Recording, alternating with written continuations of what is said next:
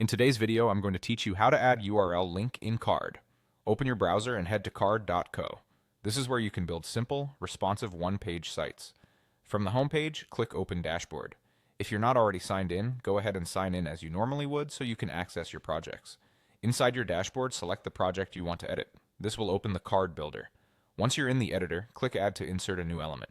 Carrd lets you attach links to different elements, including buttons, text, and icons. For this walkthrough, we'll use a button because it's clear, accessible, and easy for visitors to notice. After adding the button, open its settings panel and expand the drop-down to reveal more customization options. This is where you'll control how the button looks and behaves. Start by changing the label to something descriptive. Short, action-focused text like Visit Store, Read More, or Contact Me works well. Clear labels set expectations and look better on mobile. Next, paste your destination in the URL field. Use the complete web address, including HTTP to avoid broken links.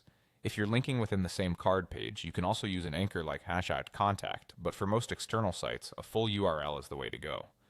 Take a second to double check for typos so visitors always land in the right place. While you're in the dropdown, you can refine details to match your design and intent.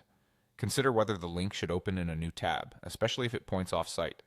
You can add an icon for clarity, adjust alignment so the button sits neatly in your layout, and fine-tune spacing to keep things consistent.